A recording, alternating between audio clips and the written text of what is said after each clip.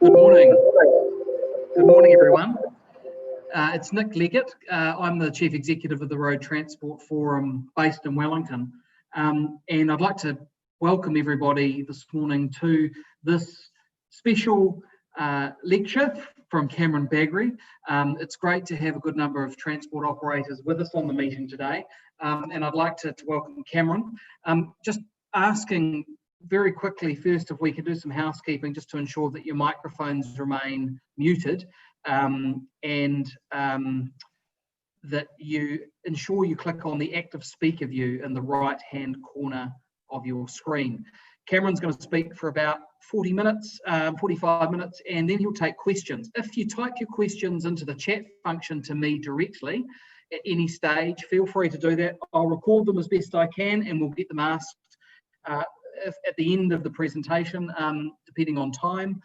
But look, if I could just take this chance to welcome Cameron Bagrie from Bagrie Economics. He doesn't really need an introduction.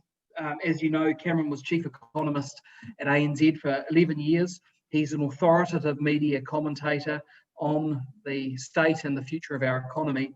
And of course, he's in business for himself now at Bagrie Economics. We've been fortunate to have Cameron at the last two conferences for the RTF. We were not able to get him this year, obviously, for obvious reasons, but we felt that it would be good to, given that he's established a benchmark for the industry in terms of wider economic performance and then the economic performance of the road transport industry, that he could come back and give us an update and tell us what he thinks going on both domestically and internationally, and also make that relevant for those of you in business and the risks that might be out there in the months and the years ahead. So if I can ask Cameron to take it away, please, and welcome. Thanks, Nick. Can you hear me okay? Yes. Right.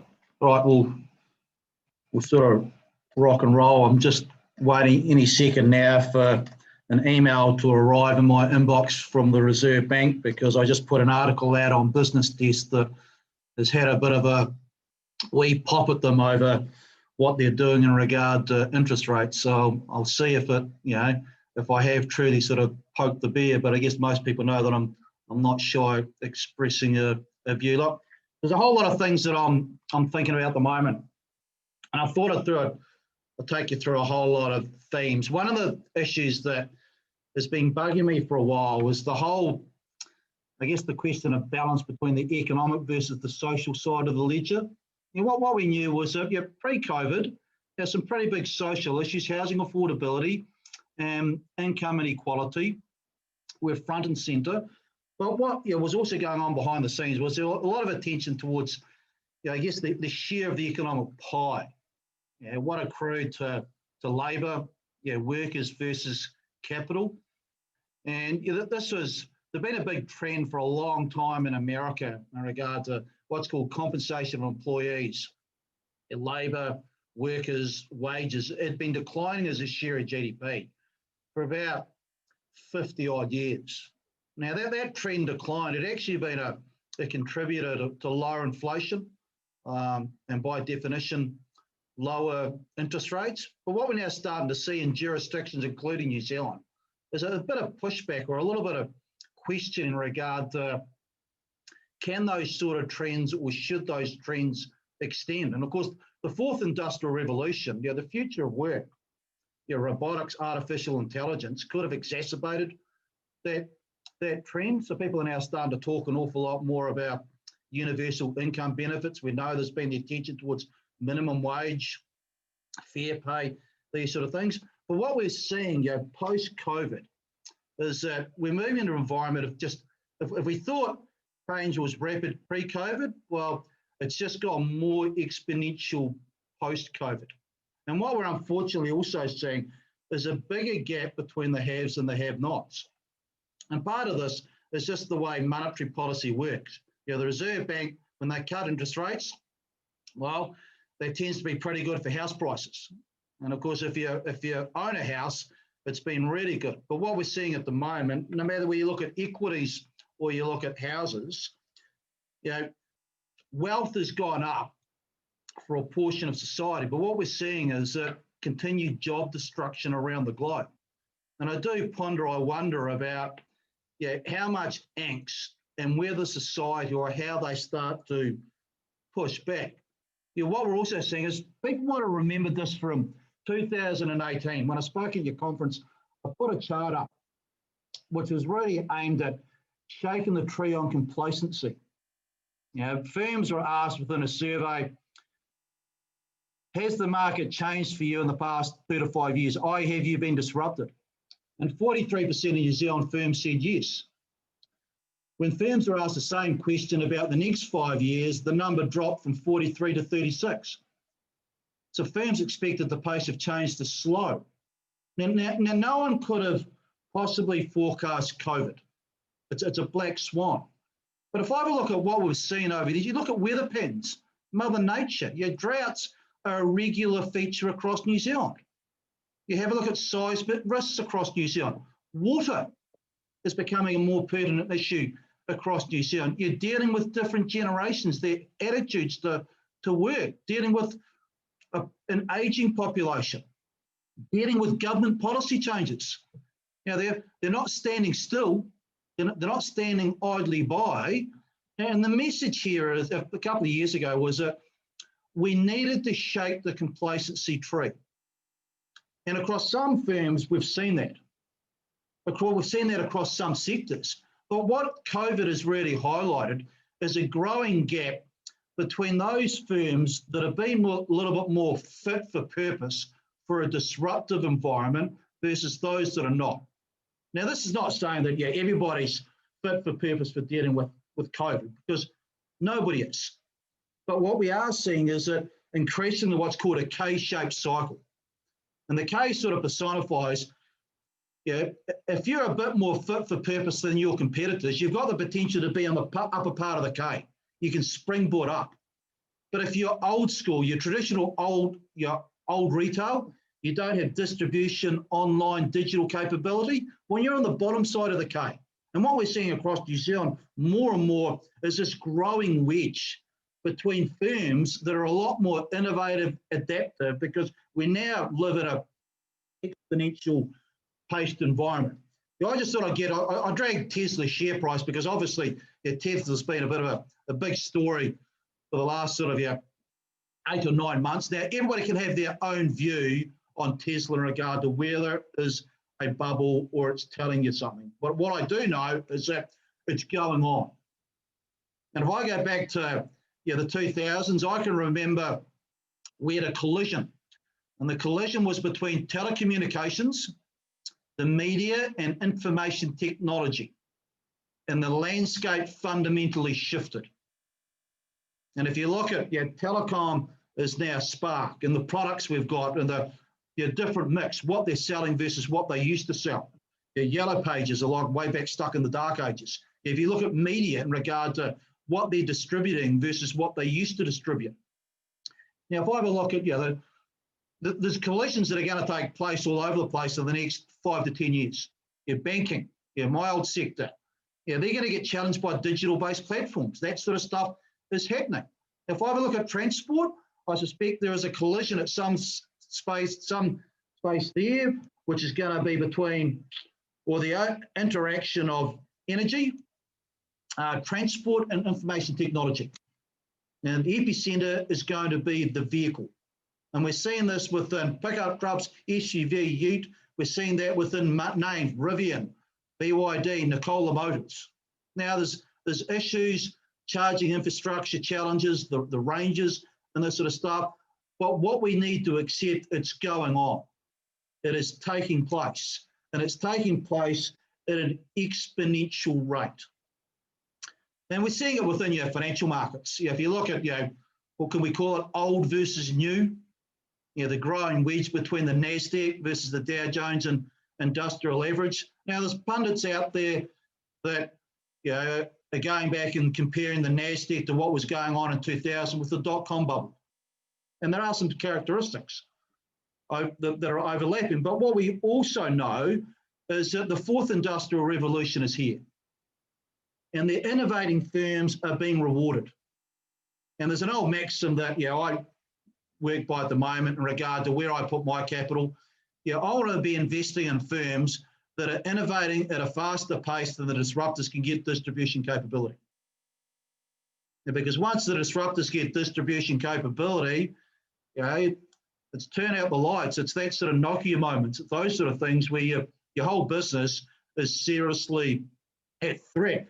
And one of the things that people need to understand is that, particularly in the current environment, which is pretty challenging, we need to learn to take risk. And it's not an environment that people want to take risk. But I'll give you a heads up, not taking risk is no longer the risk-free strategy. Because we're seeing such fast-paced change across New Zealand. You have big substitution effects, a lot of other effects going on in regard to supply chains, these sort of things. Your firms, people just need to be a lot more fit for purpose and nimble, flexible, creative on their feet.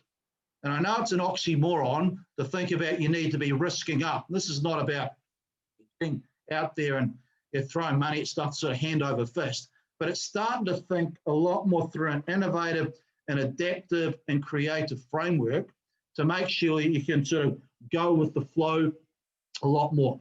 Look, obviously things are pretty challenging out there at the moment for a lot of sectors. For some sectors out there at the moment, things are looking that have adapted, things are looking pretty good. But New Zealand has shown a lot of resilience headed into COVID, during the COVID environment.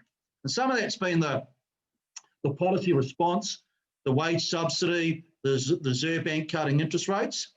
But what New Zealand also had heading into COVID was what I call a little bit of economic muscle. And by economic muscle, I look at what's called structural indicators. And if I see structural indicators that are flashing red across the board, it is a signal the economy does not have muscle and we're going to get knocked down pretty damn quick. You're heading into COVID, which has been a stressful period. Do we have some problems? Yes. Your household debt levels were high, dairy debt levels too. Your housing affordability was a problem. Well, it's a bigger problem now, but we'll talk about that down the track. But we also had some real good things going on. Your corporate debt levels were low. So when the squeeze came on, when the rubber hit the road, firms were not overly leveraged. They had actually decent liquidity positions. Normally at the top of the cycle, we're building too many houses. This time around, we weren't building enough. So that's allowed New Zealand to springboard back out of the lockdown period and sort of get back into a semblances of normalcy. Now, there is no normalcy, but what it should have shows you, if we'd have had a big chart there, all those traffic lights were mostly red, you would not see the New Zealand economy anywhere near the state that it is in currently, because we just wouldn't have had that muscle, that resilience to ride us through those difficult times. Just to summarise the economy up at one page, look, main message here is that there's an awful lot of good news. And sometimes we need to remember that there are positives out there, particularly when I look at the media reporting. Should we say largely COVID-free or completely COVID-free? Odds are it comes back, but we're in a fundamentally better place than most other countries around the globe. The government's huge fiscal war chest, lower and lower interest rates, the housing market's perked up, some major signs that businesses, people are adapting. People are spending the money in different areas, and that's unlocking opportunities. Commodity prices have held up really well. Caveat, we're now starting to see wool, red meat, lamb rack, your eye-fillet steaks are starting to come under real pressure, but the mainstay of the rural sector in New Zealand is dairy prices, and they've held up remarkably well. And there's $30 billion that's been deposited with the banks in the last 6 months, since January this year.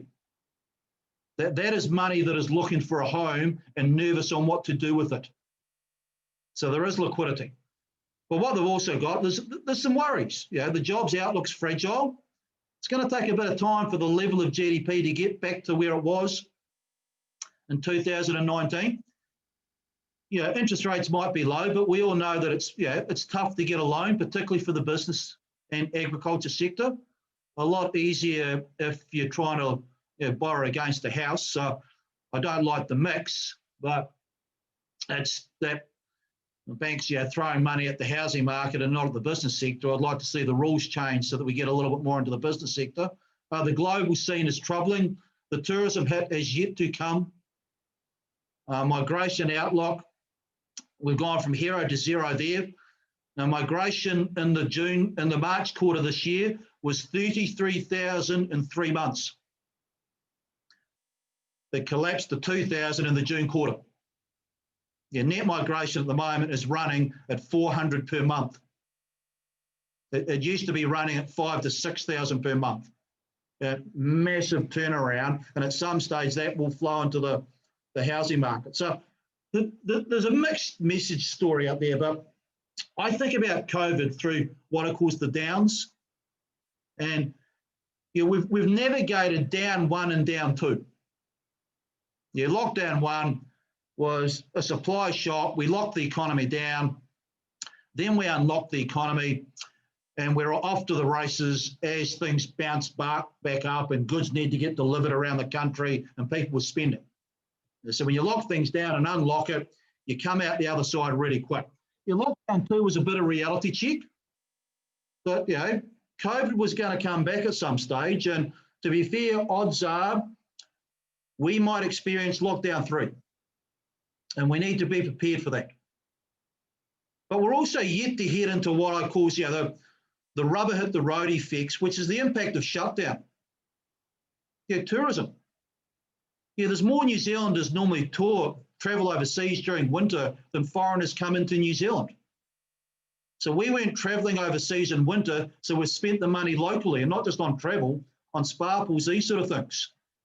The tourism season is November to April. And that's when you're going to see real problems outside of the school holiday periods for those tourism-centric parts of New Zealand, Queenstown, and also the gateway into New Zealand, such as Auckland. Migration is basically collapsed. The education sector, well, the real story is going to be early next year. And of course, the global slowdown. And with each passing day, as COVID case numbers go up, it's more of an economic risk to the global scene. Commodity prices held up really well in the early stages because the global economy, people needed to eat. But what we're now starting to see, as disposable income gets pressured and people are not eating out, we're starting to see that old sort of trade down from the steak into the mince. And what does that mean? Rural incomes are going to take a bit of a hit in 2021. But the other thing, and I'll talk about this in a second, is the impact on the supply chains. And then, of course, the final one is showdowns. The impact of rapid change. Don't get too caught up, but don't get completely caught up in the impact of COVID. Also think about those secular changes, that rapid shifts we're seeing in regard to technology. The exponential-based world we are living, that COVID is just acting as a bit of a lightning rod for, working from home. Working from home was always going to take place. We've just accelerated it. The movement of buying out of the CBD into the suburbs because we're working from home now. I think distribution is going to shift as well as we see demand shifting out of your centralised parts of New Zealand, of cities, into more suburban areas. So there's opportunities that are unlocking there as well. Now, there's a whole lot of things that we're keeping in mind at the moment. Obviously, we don't want to go back into a lockdown. The risk at some stages that it does take place when we don't know. Looking at virus properties, its mutation possibility. Look, to me, eliminating COVID is like trying to eliminate crime. You can never completely eliminate crime. So strong containment, I think, is the more effective strategy. But what we do know is that economists, we're looking at the health response, but we're also looking at the policy response. What the Reserve Bank is doing and what the government is doing. And the good news is that they're doing a lot. I'm not convinced their mix is right, but glass half full, they're putting a lot of money into the economy at the right time. What people are not talking about enough is the impact on the supply chain. You're getting the staff, you're getting those high-tech workers, getting the people that can fix the machinery, you're getting those civil engineers. I just got off the phone with an apple orchardist before.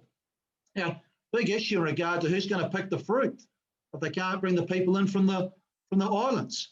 Your productivity, COVID is not conducive to being highly productive. Why? Because COVID involves an element of social distancing. COVID involves an element of risk management. And risk management is not productivity enhancement. You're taking out an insurance policy. But what we're seeing is that all these different effects. So if we look at the migration numbers, for example, your migration numbers have gone from absolutely booming to a literal collapse. So net migration over April, May, June, July, August is running around 400 per month. There's still people coming in, but they've been balanced by a few people going out on the other side. Now, that's going to have an impact on the property market, which will be a 2021 story. But it also worries me in regard to, is it going to highlight, has New Zealand been under-investing in key skills and capability? Because it's been so easy to bring in the people from overseas. And now all of a sudden we can't bring in the people from overseas, and all of a sudden that under-investment in human capital becomes a real big point of vulnerability, because we haven't had aspects of skills-based training set within a risk management framework where, what if we can't source these people around the globe? And of course now we can't source the people around the globe, and we're starting to see some real interesting behavioural effects. There's students leaving schools to drive tractors down on the South Island. So they're in effect, instead of going straight to Lincoln, they might be taking a gap year or a gap 2 years. So we are seeing the market adapting. People are, looking at the alternatives. But I think about this through a whole lot of different lenses. What happens now if a piece of equipment breaks down and we normally bring in the technician to fix it from overseas? How do we fix that piece of equipment? There's a lot of talk about, the need for civil engineers across New Zealand, all these big infrastructure projects. I don't think we have enough civil engineers in New Zealand to do all the work. We're normally bringing them in from overseas. And it's highlighting big major skill deficiencies. What's also worrying to me is, school attendance. I have a look at, things such as school attendance are a way of me getting an idea about what is New Zealand going to be like in 10 years? Because the kids of today are the workers of tomorrow. What have we seen? A 12 percentage point drop in school attendance. So way back in 2015, 70% of kids were defined as regularly attending school. Now, to be regularly attending school, you've got to be turning up 90% of the time. So 30% of kids were not turning up 90% of the time. Now 57.7% of kids regularly turn up. In fact, this is not now, this is pre-COVID, this is 2019. The COVID numbers will be worse. So there is now more than 40% of kids are no longer, not attending school 90% of the time. Now, where we're seeing the big drop in attendance, Maori, Pacifica, low decile schools and primary schools. It is year 1 to 8 kids. Now, I have a look at these sort of things, and I put a bit of a business lens through it, and I think the foundations of any business is, the right people that are rightly trained and have got good attitudes. And when I see school attendance rates dropping like that, and the Ministry of Education has said this is a systemic trend, I sort of ask, what is going on? What is the workforce going to look like in 2025 to 2030? Because Economics 101 is turn up the school. Some good news and some other news. The good news is that New Zealand's export machine is basically tracking in line with 2019. That's the blue line. Not too much of a change. Yeah, so what's been the message in that? New Zealand produces a lot of food. New Zealand's net food exports, 30 billion. Yeah, all this talk about tourism being New Zealand's biggest export earner, you've got to have a look at net tourism and compare it to net food or net farming. You know, farming absolutely dwarfs tourism in regard to economic significance. But the world is needed to eat, and we've kept the supply chain open. Yeah, so export performance has been okay. Where we've seen issues, and particularly earlier on, was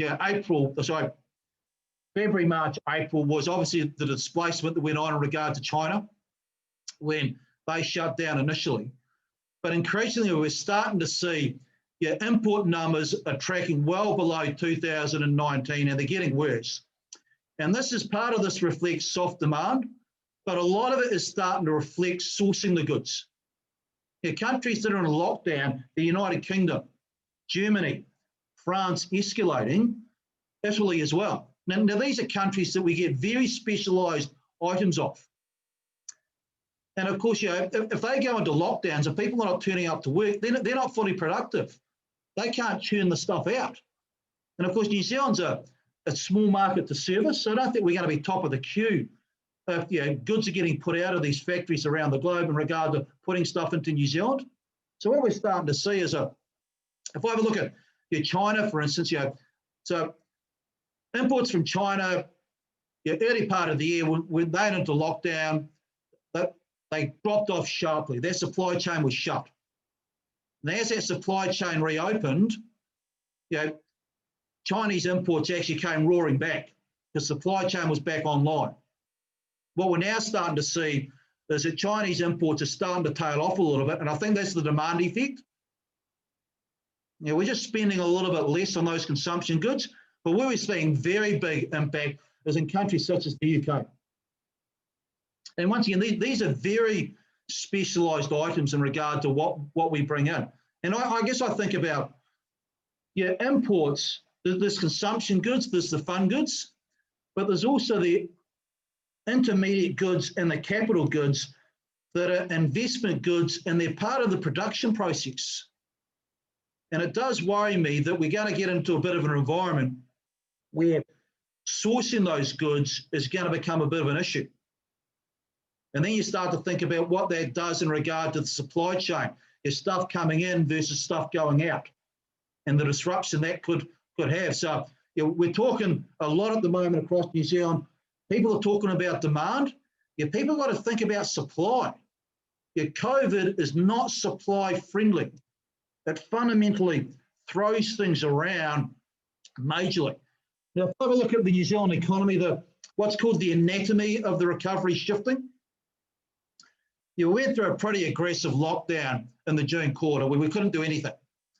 Now, the good news is when you unlock the economy, you get a big bounce. And that's what economists talk about, what's called the V-shaped recovery. It graphically looks like a V. Well, that's what happens when you can go back to work, these sort of things. But there's a bit of a reality check that's going on at the moment, is that we're getting into the slow crawl, this U-shaped recovery, where it just takes a lot longer to close that gap, to get the economy back to where it was in 2019. Things have bounced back up, but we're still not at those levels we were in 2019 for a lot of sectors. And of course, there's now, economists use all these terms to describe the economy. There's W's. What if we go into another lockdown?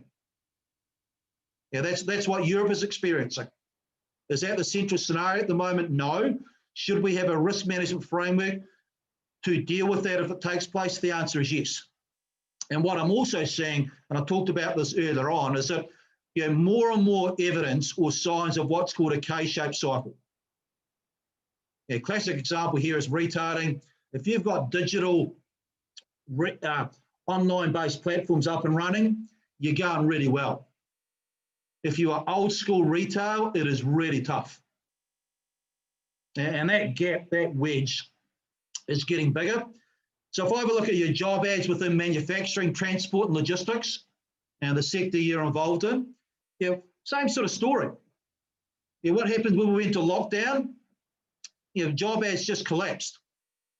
And then, of course, when we're out of lockdown, well, job ads springboard back out. But if you look at where job ads are today compared to where they were in 2019, they're still a long way off the levels we were seeing previously. And of course, what you got now is that there's a lot more people that are out there applying for the jobs, and some of that's welcome because your staff were hellishly hard to get 18, 24 months ago. So ironically, out of a little bit of economic challenge, finding skilled staff has become a little bit easier. Now, there's a whole lot of effects that economists talk about in regard to the impact on the economy of an economic shock. The main one tends to be what's called the income effect. Things just slow down, people spend less, we produce less. And we are seeing that. Less tourism money, fewer migrants. People have lost their jobs. But what people don't talk about a lot of is what's called the substitution effect. Normally the substitution effect, it's not big. It involves us trading down. Instead of, we buy a cheaper car. We buy a cheaper truck. We spend money at the supermarket, but we buy different items. Now, the substitution effect this time around has been massive on two levels. But one, there was a big pool of cash to be redirected, and that's the offshore travel money. And we're not spending all that offshore travel money on local travel. We're out there buying spa pools, new cars, renovating the house, putting new curtains in. It's substituted into other parts of New Zealand. And then, of course, there's also a substitution effect part two, which is just sourcing the materials, getting the stuff. As supply chains become disrupted. You go into stores now and you quite often find that they'll just be empty in regard to certain parts. Why? Because they can't get the stuff. So suddenly we're having to substitute away from product A into product B, not because we just want to save money from one to another, but we actually need that product. Now you think about putting those Italian tiles in your bathroom. Now you're going to have to find tiles from somewhere else if they can't produce the thing. There's the stimulus effect. I'll talk about that down the track. It's massive, but there's winners and losers. And of course, I've sort of talked a little bit about the pricing and productivity effect. This disruption to supply chains. You're finding really skilled expertise that we were reliant upon. Now, normally when you go through an economic shock, a downturn, there's a lot more pressure to cut prices. There's pressure on margins, and it particularly starts with the heavyweights up top, and they sort of roll it down. Now, I'm seeing a real two-tiered pricing response at the moment. There is pressure for some stuff to get cut because there's not enough demand. So tourism operators are cutting the price of some of their goods. There's a Kiwi price now as opposed to the international price.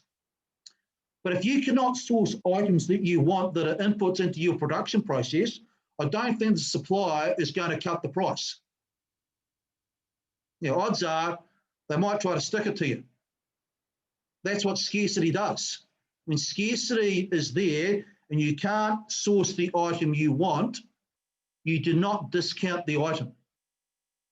And this comes back to the distortion across global supply chains. The more we see COVID ravage around the globe, more we're going to see that disruption effect.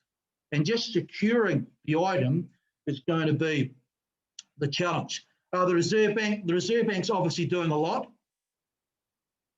There's about 150 billion worth of mortgages, which is about 50% of total mortgage debt, is being refinanced.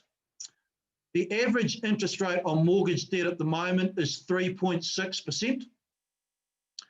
Those people are going to walk into the bank and they're probably going to get something around 2.5%. So your interest bill in your mortgage is going to go down on average by about 30%.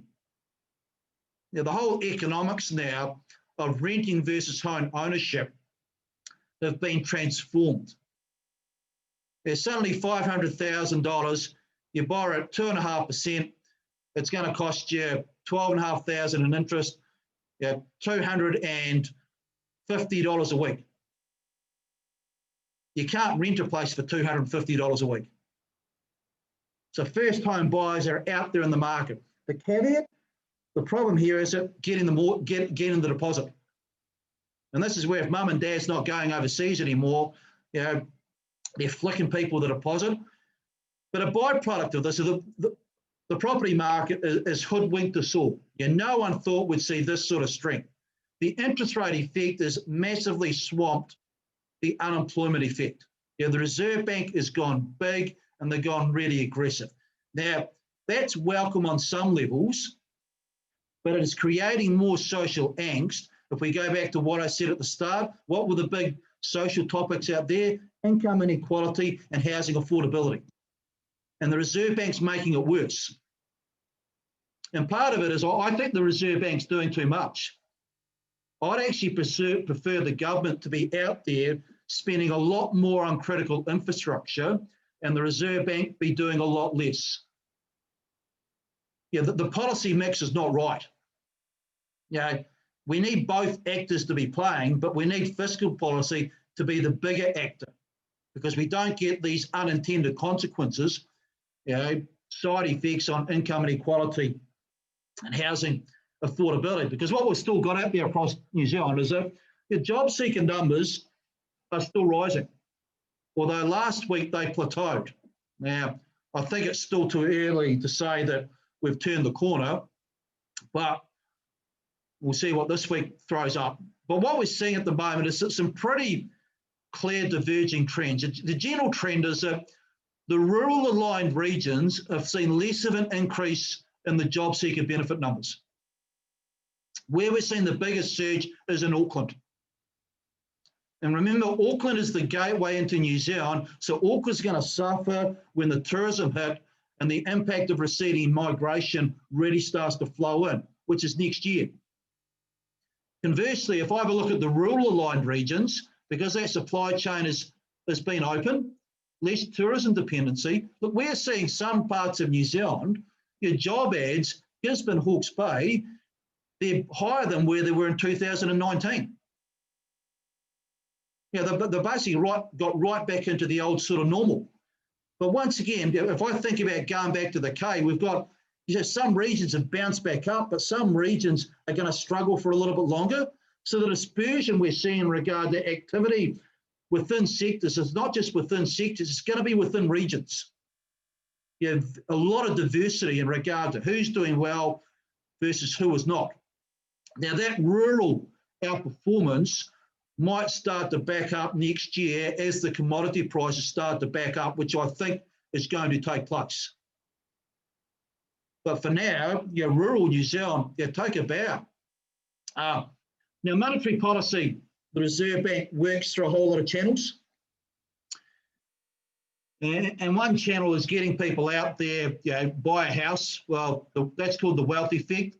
That's worked. The value of the housing stock in New Zealand is up $100 billion in the last 12 months. I'll just repeat that, $100 billion. The wealth effect means that probably about $3 billion of that will find its way into consumption, people spending. The investment channel has been about really firms investing. Well, firms are not investing. Part of it's just no confidence. Part of it is hoarding cash, but part of it is price of credit versus availability. We're seeing a bit of spending out there at the moment, but I think the household savings rate is going to rise. So retailing, I think, is going to be in for a pretty tough time. Good news is that there's money in people's pockets, record low debt servicing. Weaker New Zealand dollar, we'd like to see that. I see Kiwi Aussie dollars up at 94 cents. Kiwi is still up around 66, 67. But what we're seeing within the banking sector at the moment, despite lower interest rates, we're seeing everybody's hoarding cash. So there's an additional $31 billion being held in bank deposits since January this year. Now, term deposit balances are coming down, and people are just shoving money in transaction and savings balances. Now, some of that, I think, some leftover money from the wage subsidy scheme. But what it also tells you two things. Look, one, there's actually a bit of liquidity in the system. There's actually a bit of a cash buffer there. But two, people are really nervous. And they're preferring to hoard that liquidity just in case we need it for that rainy day. So it's a risk management strategy. And it's smart. Now, we're also seeing pretty big fiscal support. So the fiscal package was 63. They've actually underspent, so it looks like it's going to be 58. But the story is that there's a lot of money that's being deployed as we go through sort of peak COVID and the impact of border shutdown. Most of it's transfers. I'd like to see a bit more of that money go into real investment, productive parts of New Zealand. But the story here is that the government has been deploying an awful lot of cash. They haven't been standing idly by. Your fiscal policy has stepped up to the plate, and they're continuing to do more.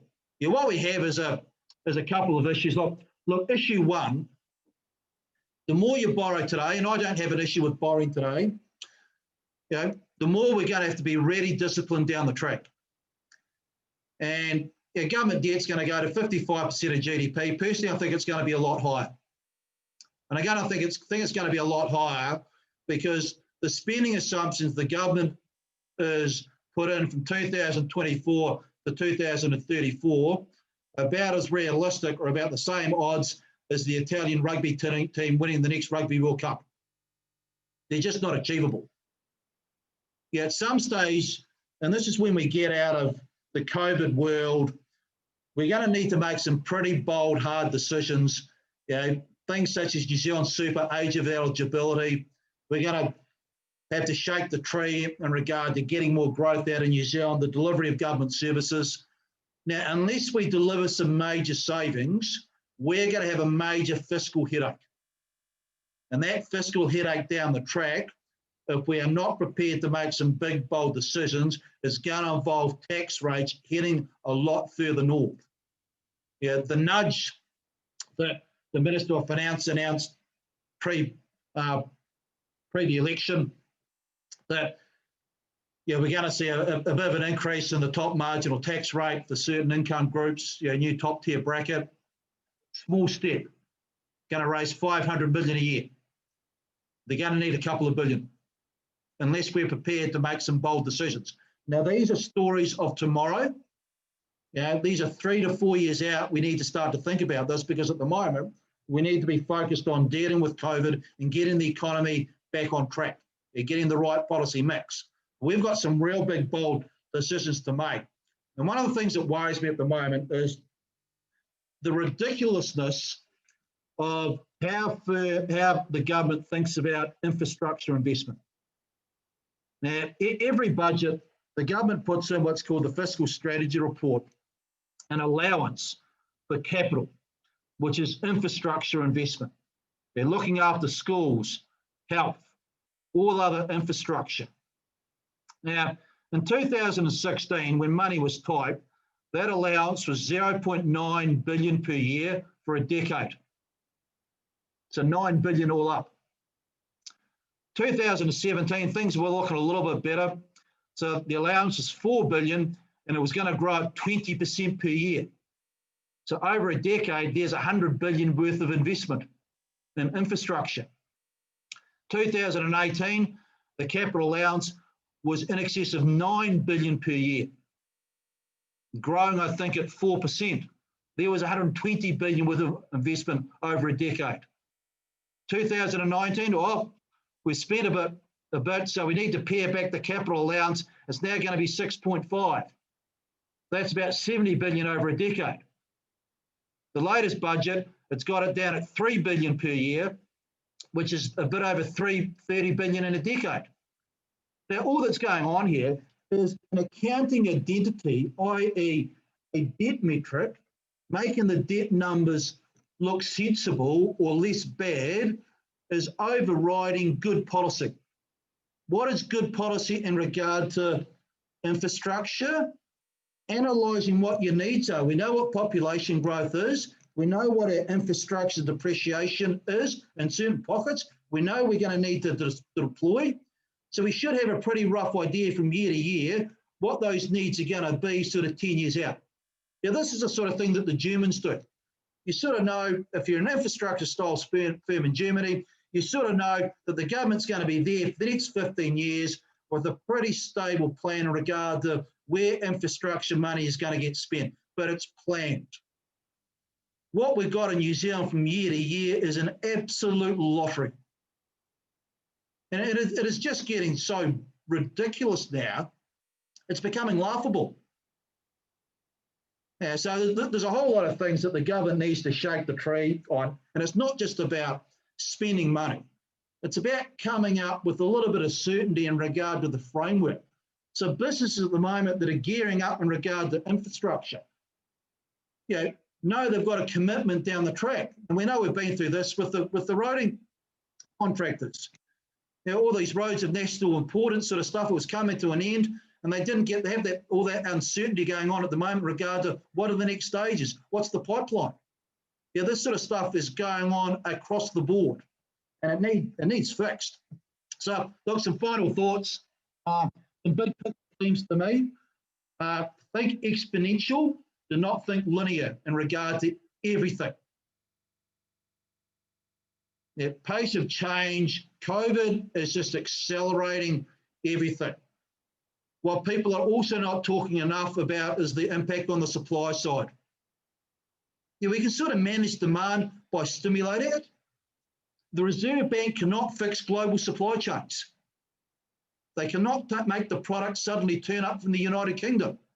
And we need to start to think about how we manage that through our risk management framework and start to think about sourcing alternatives. You're building our capability locally. The substitution effect has been rampant. People are adapting. The new normal is setting in. It's really hard to argue at the moment that inflation is going to be an issue. It's not at present, but the more we see the supply chain tighten up, the more we're going to see some inflation risks. But what we're also going to see within some sectors is some good old-fashioned cost push pressure, particularly out of government. As they pursue their agenda, some margins will come under pressure. The policy mix in New Zealand is just wrong. Good news is the Reserve Bank's doing a lot, the government too.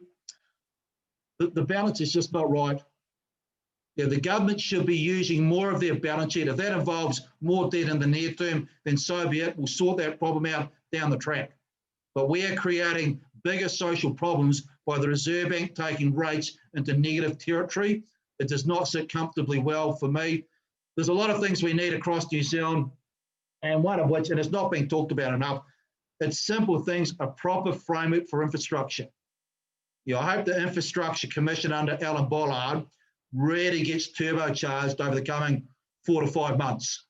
Now's the time to do it. And taxes, we either be bold, we make some pretty big change to the delivery of some pretty essential government services, and we accept the disruption needs to take place within the government sector as well, or else the easy way out is going to be taxes headed north.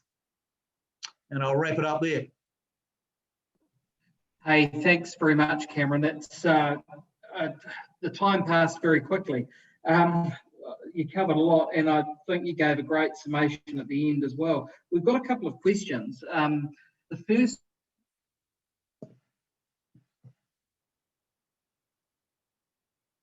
You there?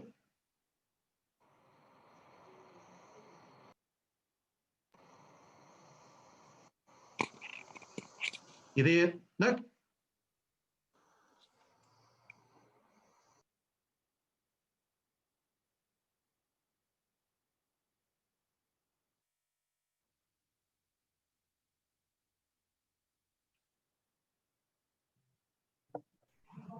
Oh, there you go. Can hear you now. Oh, great. Well, that wasn't ideal, was it? Just a question from Trina. From Trina Nichols. Trina asked us if, and some people have seen the question, just in terms of the global supply chain. Hang on, I'm just going to find the question. If there isn't a vaccine at some stage soon. What do we need to be looking at in terms of, where the global supply chain? Right. So we get a vaccine immediately. It's an absolute game changer in regard to what it's going to think for the global economy in the near term. But if I think about what have been the lessons of COVID, okay, and some of the discussions we're going to see around the boardroom table. Supply chain is now a risk. How do we manage that risk?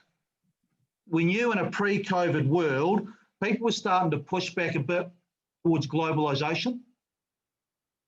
Onshoring of stuff locally as opposed to being completely dependent upon offshore. Are we ever going to completely onshore all the stuff we've offshored? The answer is no.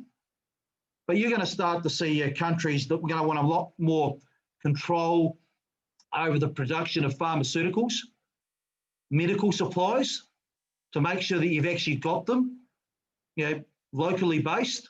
I think there'll be some niche potential for small parts of the manufacturing sector in New Zealand to be reborn a little bit. For the past 20 to 30 years, the manufacturing sector in New Zealand has been gutted. The debate we've been seeing against globalisation, Donald Trump versus China, reliance upon that Chinese supply chain or reliance upon Europe, I think we'll start to mitigate some of those risks. People will start to think about, any supplier that you've got has got to have 3 to 4 different plants around the globe. But we'll put a risk management framework on it. These are some of the discussions that we're going to have ex post. Thanks very much, Cameron. I've got another question from Greg Pert now. Greg asks, New Zealand's productivity just keeps sliding down, and all governments talk about is how they can fix productivity, but to no avail, and it's absolutely right.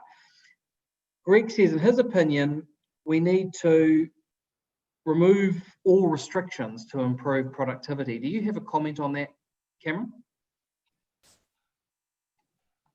Well, I guess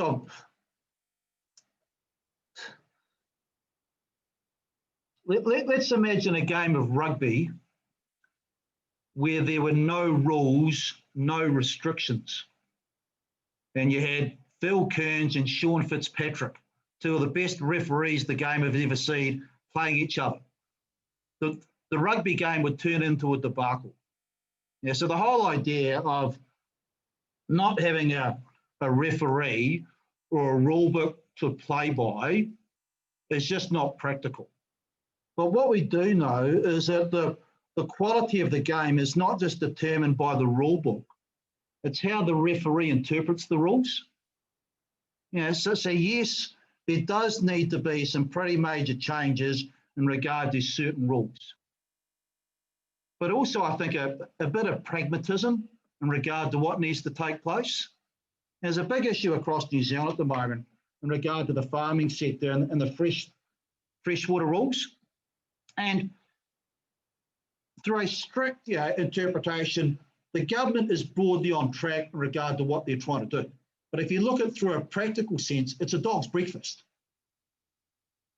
And this is where we just need some real common sense stuff. And then what I also think needs to take place across New Zealand is that we need to get a bigger voice for SMEs at the top table. The lobbying debate across New Zealand is too much dominated by big business, right? And it's the major companies, and we need this collective voice across SMEs. I'm not quite sure it's some sort of council, Nick, or something like that, where the government knows they can go to, because the issues facing small business are different to big business. But it's the big business groups that get the ear of government.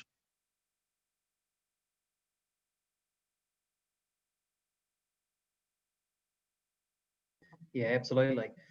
I think that's something we see quite a lot of, Cam, in our work with the government. They're always keen to have representation from large businesses, but they are sadly ignorant of many of the the small and medium-sized business issues that our membership faces. On the question, just sort of a last question to round things off, what would you say to people who are on this call today from the road transport industry as a sort of a summary of what they do over the next 6 to 12 months? What should they be doing in their businesses? What are the sort of settings that they should be looking at, and also thinking slightly more strategically? And you mentioned disruption, and disruption really being the new way forward. You can't afford not to disrupt. So what would you say, both in terms of immediate term, operational, what should they be looking for, and then the sort of opportunities and the things they should be thinking about medium to long term? Right. Rule number one in the current environment is think small to stand tall. Right? The macroeconomy, the twists and turns of what's going on out there, it is beyond your control.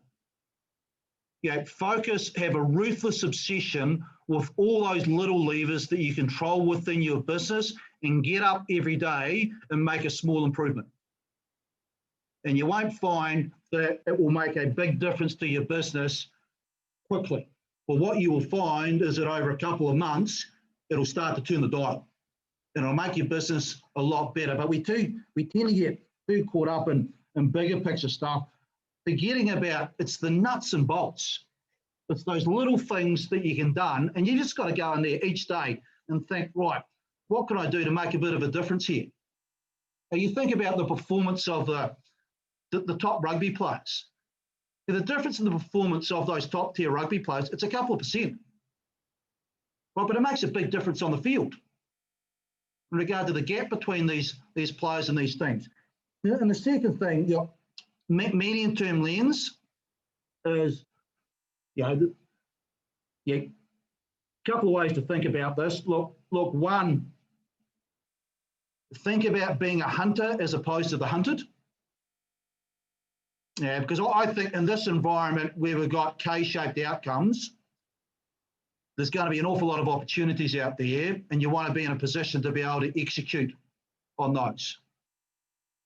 And that is going to involve, I think, taking a bit of risk. Don't be afraid, or don't get out there and be off to the races with executing transactions, that sort of stuff. Put an appropriate framework around it, but be prepared to make the odd mistake. Make sure it's not one of those sort of mistakes that's too big, so to speak.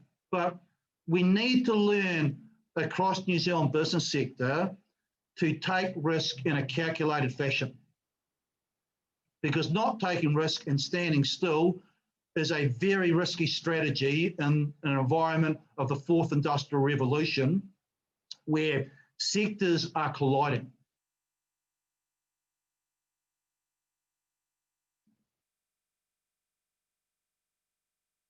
I think those are very good messages for our industry, especially given the fact that road transport is low margin.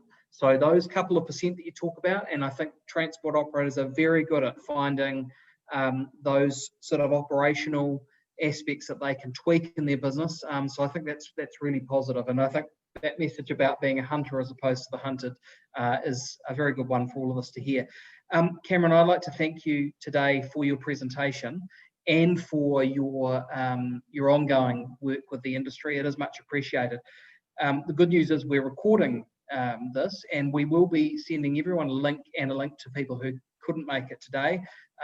So it will be available. We'll send that out through the associations, and I'd like to acknowledge National Road Carriers, the Road Transport Association, and New Zealand Trucking for their continued support in promoting this, and we'll be getting that to people via their association directly. So thank you all, and we look forward to the follow-up. But if anybody's got any questions, feel free to email me, and of course we will keep in touch with Cameron as we follow where the economy is tracking over the months ahead, because it is a critical time for New Zealand and for the world and for your businesses. Thanks very much. Cheers, Nick, and keep making some noise on the government front.